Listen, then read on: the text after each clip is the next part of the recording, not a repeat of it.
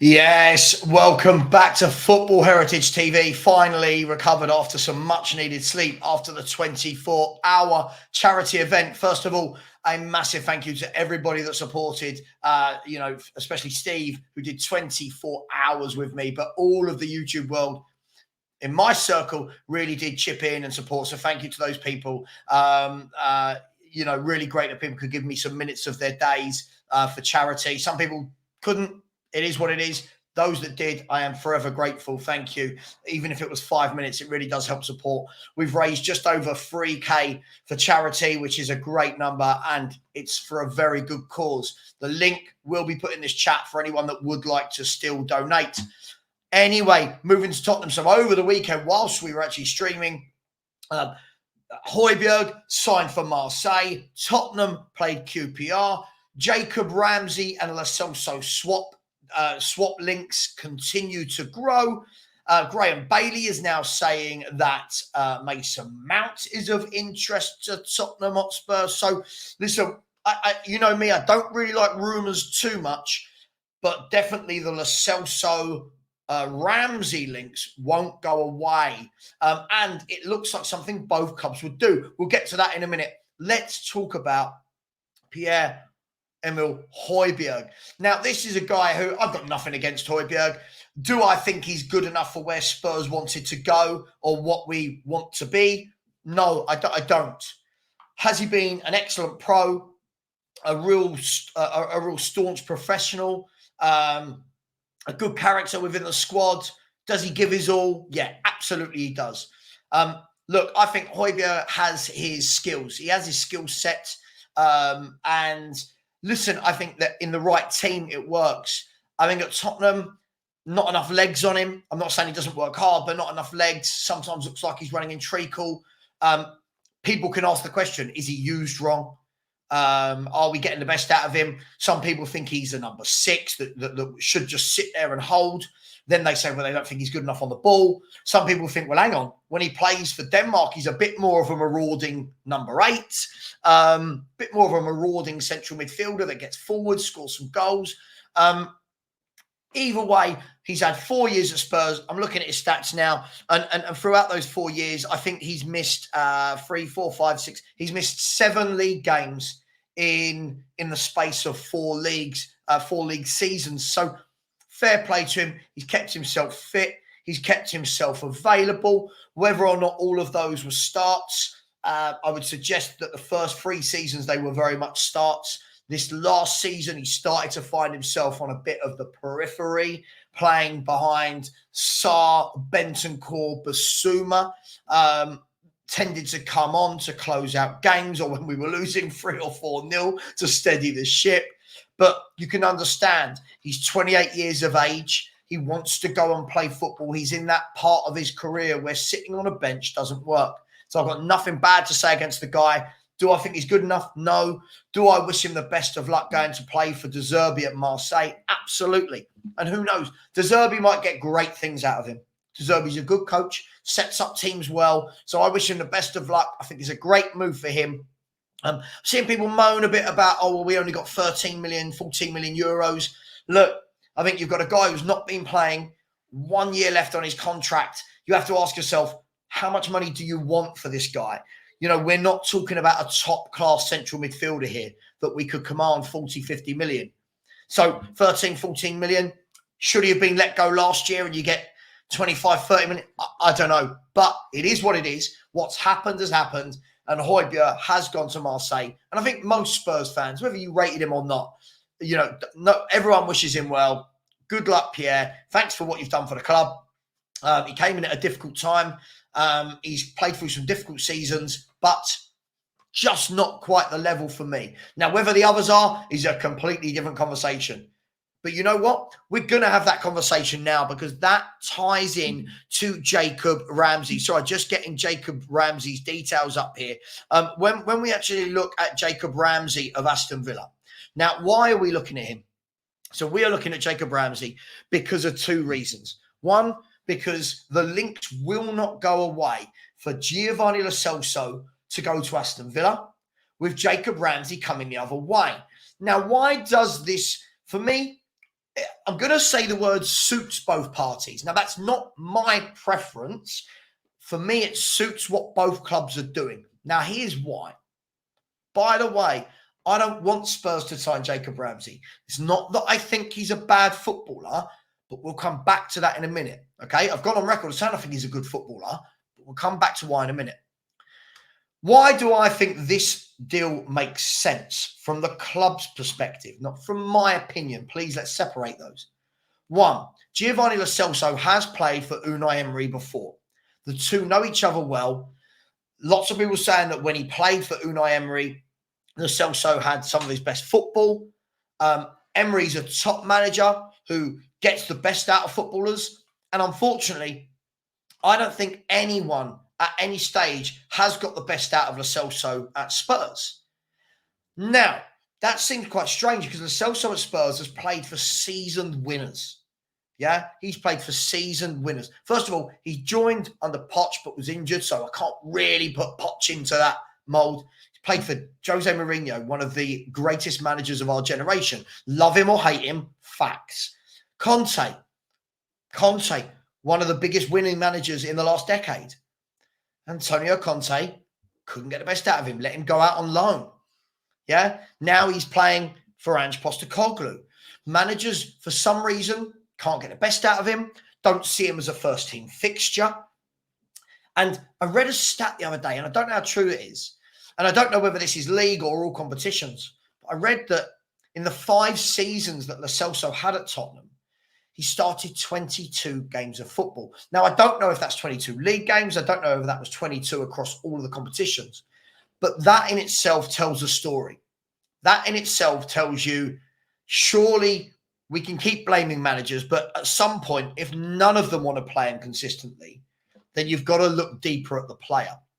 Now, one of the big things that doesn't help Lo Celso is his ankles are made of glass. This guy always seems to be injured. However, when it comes to Argentina, he always seems to be fit. And again, our fans watch him for Argentina, and then we'll say, oh, he played well. Why doesn't he do that for Spurs? Therein lies the question. Why doesn't he do it for Spurs? But listen, for me, been here too many years. I think we knew after 2 years this wasn't going to work. Most clubs would have got rid of, cashed in. Now we're doing it at 5 years where I believe he's got 1 year left on his contract. So Jacob Ramsey coming the other way. Why do I think that makes sense from a club point of view? And again, not a Sava point of view, a club point of view. Spurs seem to be doing this at the moment. Spurs seem to be packing their midfield with lots and lots and lots of young midfielders. However, none of them seem to be at that level of class. We seem to be building a group, even if we chuck in the ones that aren't so young, the Bentancurs, the Basumas, we seem to be building a batch of midfielders that all seem to be number 8s in one way or another. None of them seem to have that creative flair in the 10. None of them are out and out DMs. And for me, I'm asking the question, why? Now, Jacob Ramsey's a good footballer. I think he is. I don't think he's a bad footballer at all. The question I ask is, does Jacob Ramsey move the needle? And we've talked about this a lot. People get annoyed at me, go, oh, you're talking about moving the needle again. Yes, because to get better at anything you do, whether it's work, whether it's personal life, whether it's football, whether it's whatever sport, yeah, you have to keep getting better to improve. And unfortunately, for me, this doesn't really do anything to move the needle. I think this is going to be a player who's injured quite a bit, as you can see from his Aston Villa record. I think this is going to be a player who very hit and miss. He has some good games. He has some terrible games. He has some good form. He has some bad form. And my concern is we've already got loads of midfielders with that. We've already got Bentancur, who, again, talented, but very inconsistent. Whatever anyone says, whether we're talking about injuries, before the injuries, he's a very inconsistent midfielder. He is. I know people want to say he's amazing. He's not. He's inconsistent, and so is Basuma. Basuma, great games, terrible games. Great games, anonymous games. Talented, though. Super talented. But there's a difference between being super talented and being consistent. A huge difference between being talented and consistent. And I think sometimes as football fans, we forget that. We just go, oh, he's a baller. Oh, he's brilliant. He's world class. if you are a baller and if you are world class or top class or quality, you do it week in, week out more often than not. You're allowed to have bad games, but you don't have bad spells all the time. So for me, adding Jacob Ramsey to Bentancur, Basuma, Sarr, another one, a good, decent, young central midfielder. He's good. People are putting him on this pedestal. I don't know why. Again, he needs to learn. He needs to grow. Good games, bad games, no consistency. Does that come with age? Sometimes. Sometimes it doesn't. But again, so you've got three midfielders that are super inconsistent. Bentancur, Basuma and Sarr. They're your first choice three, right? You've got Skip, who I just don't think is good enough. Then you've got Bergvall and Gray, who are youngsters. So it's very difficult to go, this is what they are. We don't know their level of consistency at this level because they've never played a Premier League game. And then you add Jacob Ramsey to the mix. And again, it feels to me that it's all on that level. Not one of those you go, yeah, they're up there, the rest are down there. For me, maybe some of you might disagree, and that's fine. But our results, our performances prove that. You know, we can. I think what we tend to do as a fan base is we praise these footballers, but yet the end results are always the same. It doesn't matter what the manager, these players when it matters don't really turn up. So for me, Jacob Ramsey, good footballer, neat, tidy, scores the odd goal. Is he taking that club to the next level? I don't know. Eze, that takes you, for me, in that area to the next level. That's something different. He's different to all the midfielders we've got. Can play off the left, can play through the middle, gets the ball, runs at players, can assist, can score goals.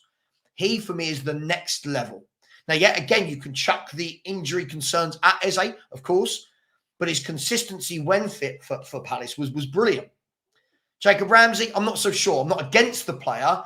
I just think, again, you're adding more of the same. And then what I think we're going to end up doing in 2 or 3 years, whoever the manager is at that time, people will be saying, oh, but we need to get rid of the deadwood for this manager. And it's players that we're bringing in. Now, the term deadwood is harsh, but good players can be deadwood because by the time you get to the stage where they're at the club, they're not performing, they've been here too long, they become deadwood. So for me, this link won't go away. I'll be disappointed if a club do that. For me, again, it will show zero ambition. Good squad player. I'm sure it'll have some good games for us. But for me, I'm hoping this one doesn't go through. Nothing against Jacob Ramsey. Nothing against the lad. It's not personal. I just want more from my football club. Yeah? There are many footballers that I like. And what I'm getting a lot at the moment is, oh, you said you like Ramsey. I do. There are many footballers that I like that I wouldn't want Tottenham to sign. Because my liking of a player isn't a direct correlation for me thinking they make Spurs better. And that's where I think we need to meet in the middle. Yeah. Just because I've gone on record and said a player's good doesn't mean I want them. Yeah. There's lots of players that I think are very, very good, but I wouldn't want them right at Tottenham Hotspur. So, for example, I use Crystal Palace for example. I think their right wing back and their left wing back, Mitchell and Munoz, are good players. Doesn't mean I want them at Spurs. They're good players, though, but I just don't think they would move our needle.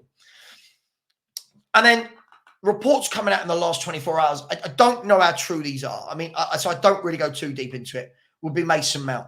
Now, this is an interesting one because Mason Mount is another one who burst onto the scene at Chelsea, was their star boy, if you will, scored a lot of goals, did his bit, then left, very strange circumstances, then left, had the big money move to Man United, hasn't really been fit when he has played, hasn't really done a lot. For me, another one that I don't think, and by the way, there are no concrete links to this at the moment. There aren't. So I'm not going to go too far deep into this rabbit hole. Oh my God, Spurs are signing. I'm not going to do that. But for me, Mason Mount is another one where it would be adding to to that list of central midfielders where I just think it's a bit meh. For me, I think now the players you've got to be bringing into Tottenham, they need to be better than Basuma, better than Bentancur, better than Sarr, yeah? Better than Kulusevski, better than Johnson, better than in whatever position in the team, you've got to be going from there to there. There's no point bringing in someone who's the same level or just there. It's got to be better.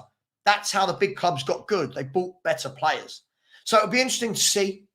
I'm not sure how this will pan out, but what we do know is that Paul O'Keefe came out and said that after Hojbjerg, after we got the Here We Go from the likes of Fabrizio Romano and Ornstein, that Hojbjerg was going to Marseille, said that now Spurs are going to sign free players. Now, I don't think this is going to be a surprise to anyone. Most people who have watched Spurs and know Spurs will see that every summer we kind of do 6 to 7 signings. So this didn't surprise me. My question to you is this: what's going to be the quality of those free signings? These next free signings for me will tell us everything we need to know about the club. Now, I could say that every single transfer window, and so far, never have they done that. And I've gone, yeah, we're serious. These next free signings will show, are we buying more average players to pad out the squad? Or are we going to go and get 3 quality players now that drop straight into that first 11 and we go, okay, not winning leagues, but okay, we're going in the right direction. Okay. Do they go and drop in Tony, Eze, and another a Neto altogether? Do they? I'm just plucking out names, but do they go and add in 3 players that are automatically upgrades on what we've got? If they do, I sit here as a YouTuber and as a Spurs fan and go, fair play. Over to you, Postecoglou. I don't think we will. We'll see. I hope I'm wrong. I really do. I don't think we will. I think we'll sign one really good one, whether it be Tony, Eze, Neto. And then I think the other 2 will probably be complete gambles. Players that, again, polarize the fan base. Those that just can't see anything wrong and that go, great player, this player, I've got him on Football Manager, and blah, blah, blah. And those that go, what are we doing? So, look, it's going to be very interesting. But if I'm not wrong, the season starts, is it 27, 26 days? We're doing it again. As my mate Sean would say, we're doing it again. So we need to get to that level. We need to get to that level where we're getting players in soon, because we're going on pre-season tour. Is it today? Tomorrow? We're going on pre-season tour. So that's my feelings on that. I don't want to go too deep into rumours that are just rumours. One last thing I'd say for anyone that's still watching this video, there's been a lot of abuse aimed at YouTubers the last 48 hours to the last week. I mean, it's been going on for years, but I'm seeing the same names that keep being blocked and then coming back, regenerated, going at myself, going at the Hotspur Hippie, going at Jacob, United Spurs of America, going at Tottenham Away, going at Henry, going at whoever. Guys, go. It's getting silly. Please remember, all the YouTubers talk to each other. So what we're seeing, and we saw it during the charity stream, we saw a lot of people with personal information, or making up personal information as well, pretending to be me talking in the Hotspur Hippies chat, pretending to be him talking in my chat. If you tried to drive a wedge, you've not. You've actually bonded us, and we're talking now, okay? We are collating all the accounts. We are giving all the IP addresses and the information to YouTube. So please, can we relax? Stop. It's football. These personal attacks on people's wives, their kids, calling them rapists, pedophiles, molesters, laughing at people's wives having miscarriages. Yeah, this has got to stop. It's not right. And the YouTubers now will start fighting back at that. So I'll ask this. If you're a mod of mine, please do not delete these messages. I will deal with them because we are collating this information. Okay? Keep it real. If you disagree with my football point, say my football opinion is idiotic. But don't talk about my wife or the Hotspur Hippies' kids or whoever it is. There's no need for it. Keep it football, all right? We've all got a past. We've all done things that we're not proud of, but let's just keep it football. People give up their spare time to do this. So much love.